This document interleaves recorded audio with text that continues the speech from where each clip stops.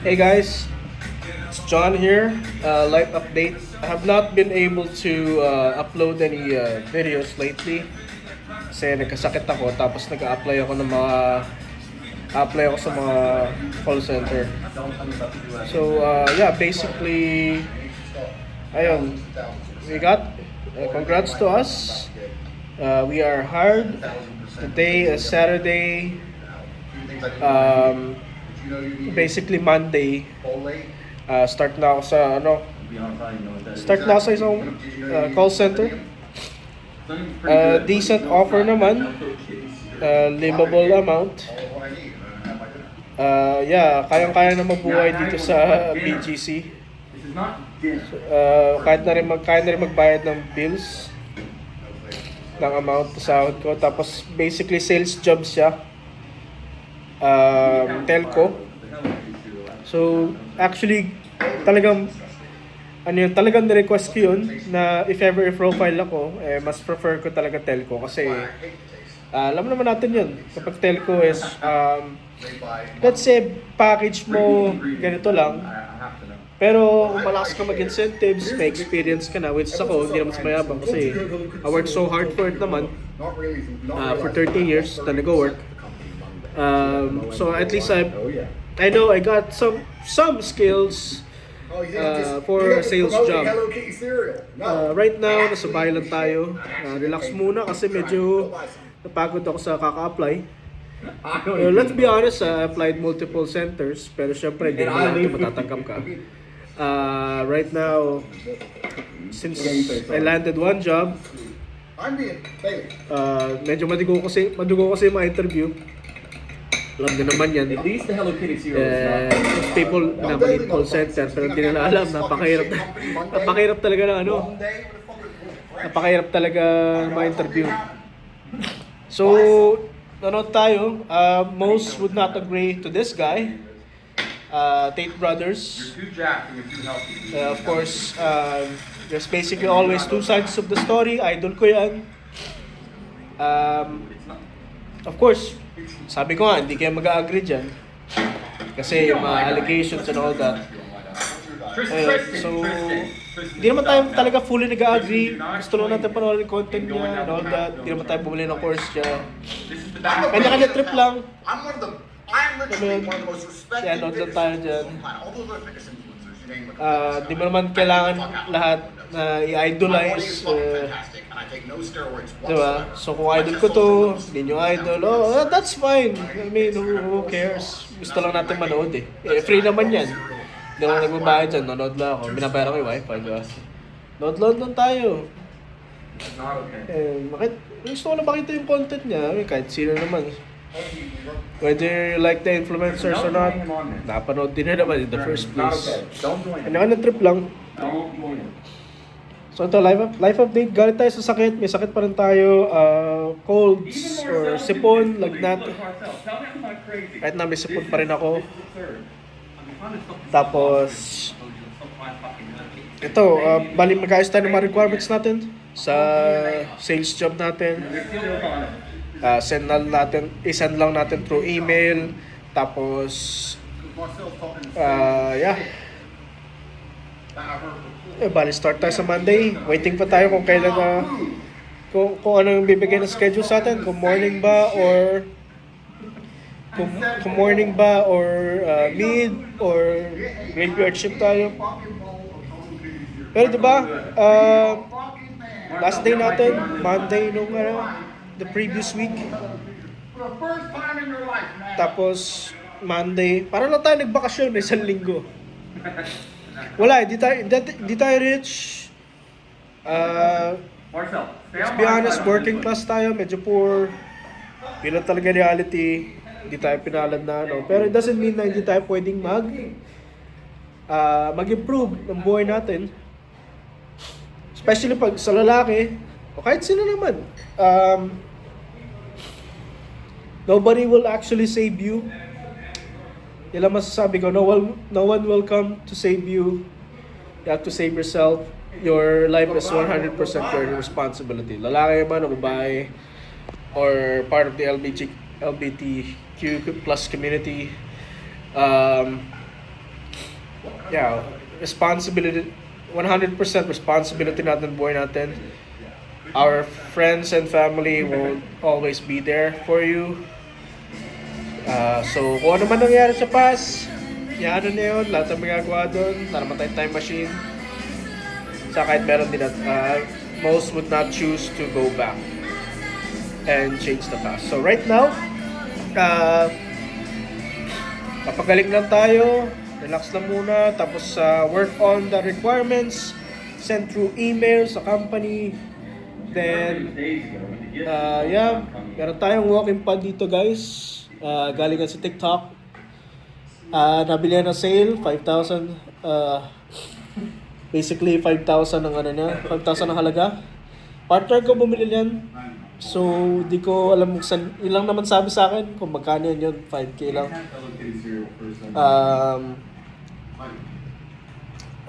Kumbaga, wala sa akin yung link, hindi ko alam kung brand yan, wala rin brand eh. Pero makikita niya yan, yun lang naman siguro yung 5,000 pesos na halaga doon na walking pad sa TikTok. Basically, siyempre, minsan susunod tayo sa commander natin kay Joa. Mag-exercise daw ako kasi umalis siya. Went home to her family first. For now, just for a day, we did daw siya bukas. Tomorrow Sunday, family time muna. Kasi siyempre, live-in partner ko siya for more than a year now. Sometimes she will take a day off, drink with her friends and all that. Right now, ako muna mag-isa, exercise ako mamaya.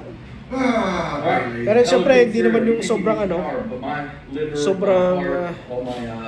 lang, walk lang, brisk walking, hindi naman pwede naman mag-jogging dyan or mag-run. Pero para hindi masira, kasi ano ako height ko halos 5'4" lang, ganun. I'm a little guy, or typical Filipino height, or Asian height. Pero ano ako, kumbaga medyo heavy ako sa or obese ako. Nag-gym din ako dati, pero onting muscles lang na natin, more on fats. Ang normal weight ko, or ideal weight sa height ko is bali 130, 140 pounds, pero ako 195 pounds ako. Biray mo, ang height ko lang is ganito, 5'4", 5'5", or whatever. Pero yung weight ko pang 6'1", 6'2".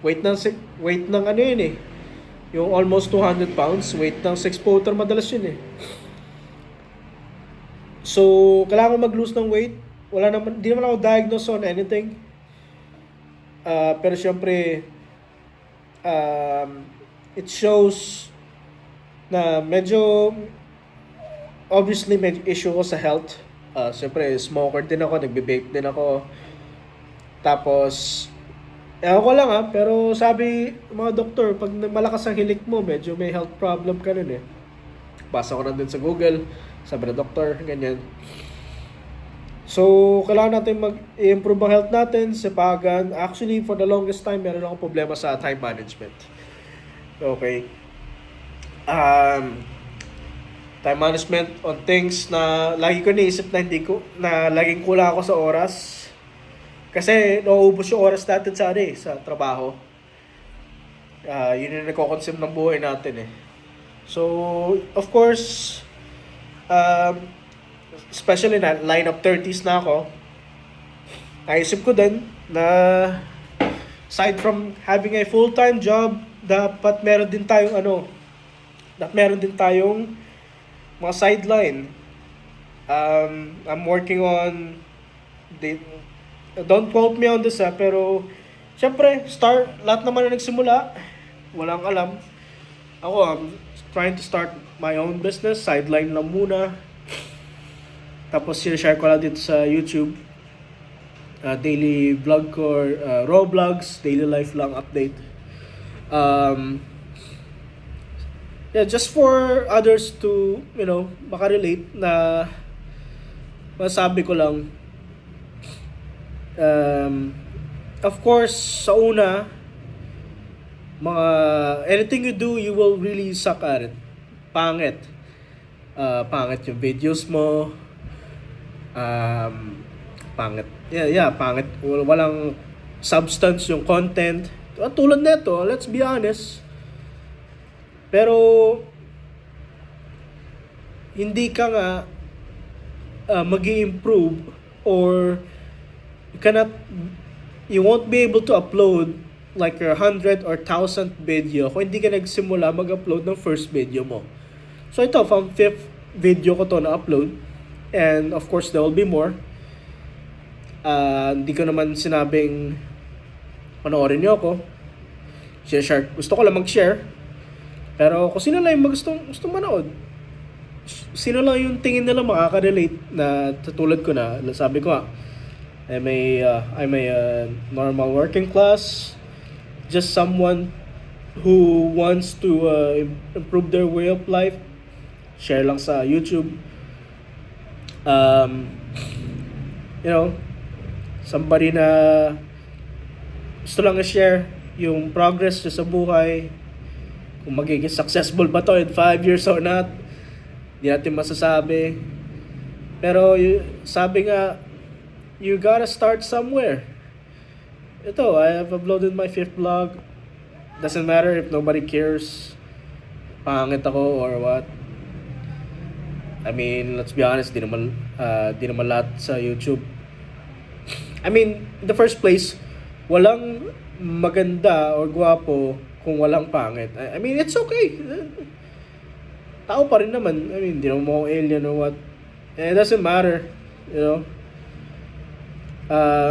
As long as wala kang tinatapakang tao, or as long as out of a million people may napasaya ka kahit isa sa content mo, wag lang naman siyempre yung kupal.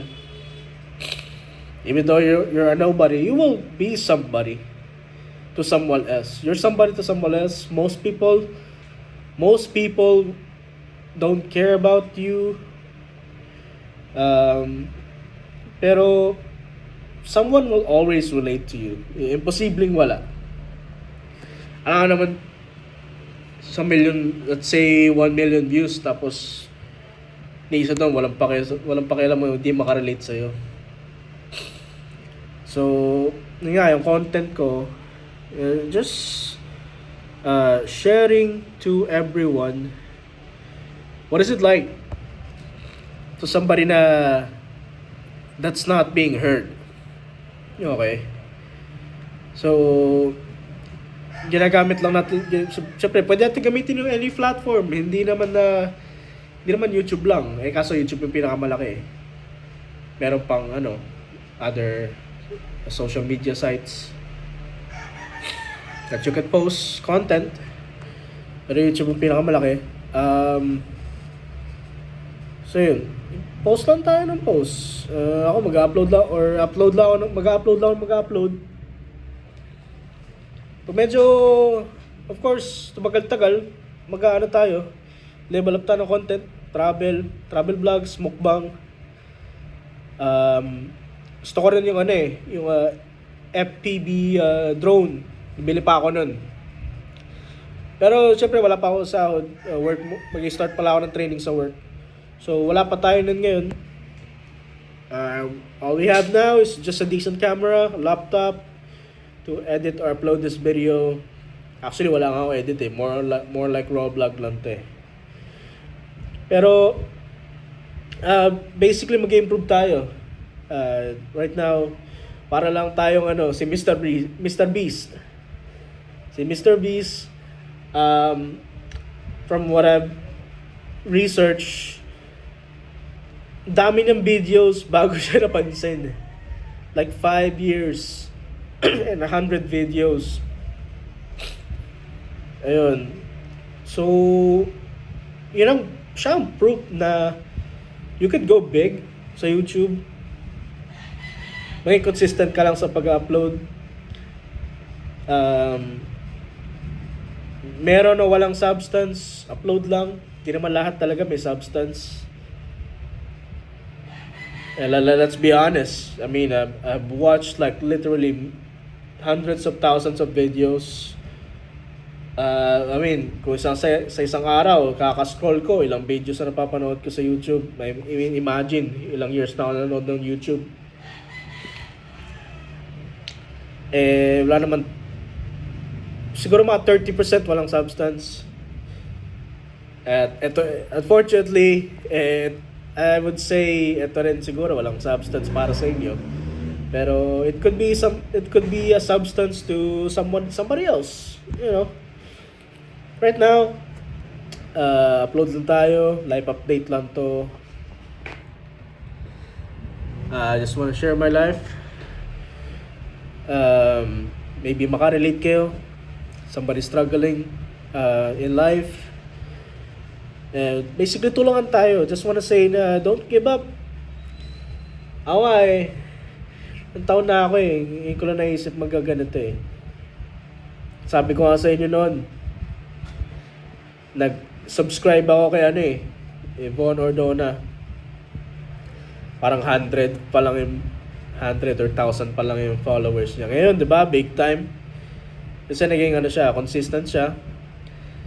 He put his heart into the work itself or the hobby itself. Yun. So binigay na lahat sa YouTube. Tamo. Maganda naman ang ng kinalabasan. Sorry guys, may sabon talaga ako. Anyways, just nag-update lang tayo.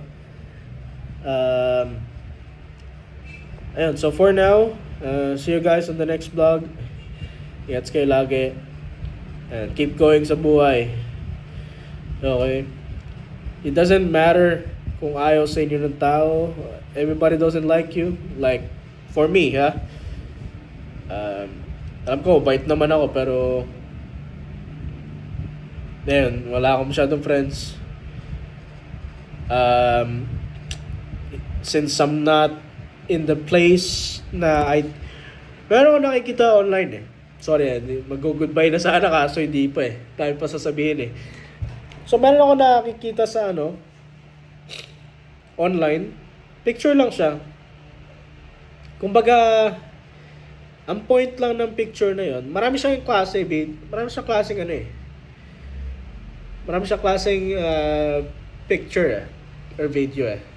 Pero ang pinaka-sense niya, if you are not in the right place na hindi ka na-appreciate,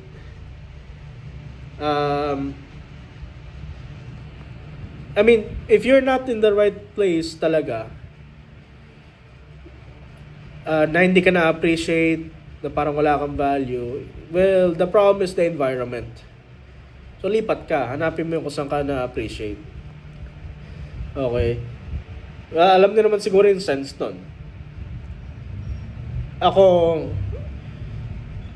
for example, nakailang companies ako, call center. There's like 20, 30, or at least 15 na teammates. I've been through a lot of teams. Pero buti na lang, kahit papaano, let's say, sa tagal ko sa call center, nagkaroon ako ng mga 20 to 30 teams.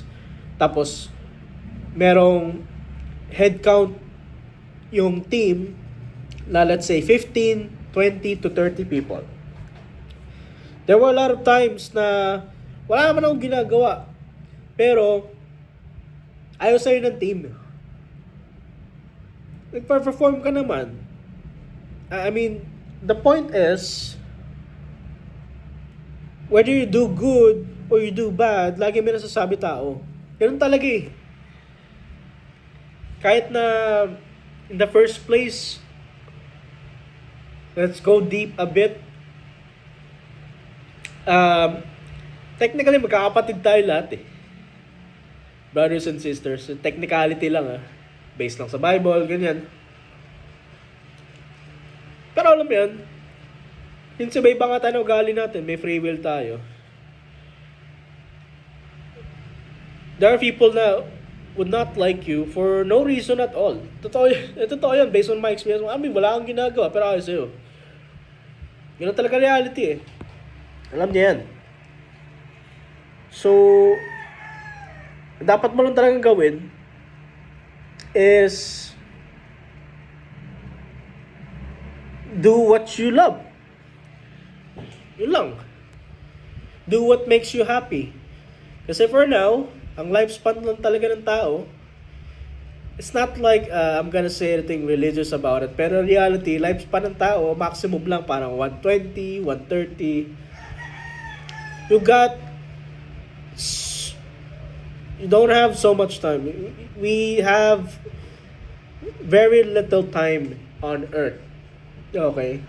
Doesn't matter kung anong beliefs nyo, religious beliefs nyo, or religious views nyo, it doesn't matter. Yun lang ang reality. And that's a fact na gano'n lang lifespan ng tao. You're lucky if you are 60, naging senior ka, or considered senior ka. Pero mabot ka ng 120, 110, 105, 130, very rare. So what I'm just trying to say is, napaka-ikli ng buhay para mag-worry sa iniisip na ibang tao. It depends na lang yan sa talagang line of business mo. Kung you have to protect your reputation, let's say may business ka, it depends.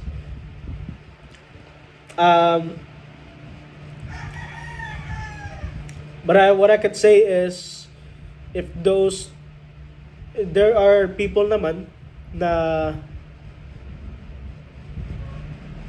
well, you don't have, wala ka ng protektang reputation, wala ka namang kaso or sinasagasang tao, just live life the way you want it. As long as you don't break the laws, of course. Especially dito sa YouTube, wala kang binabiolate any community guidelines, okay lang yun. Just post whatever you want. Friendly content lang. Like what I'm trying to do. Well, kung meron naman ako masabing mali, sasabihin naman sa akin ng YouTube yan. Alright. So, yun lang yung masasabi ko. Save yourself. Save yourself from stress. Live your life. Be happy. Ako, hindi naman ako perfect. Okay?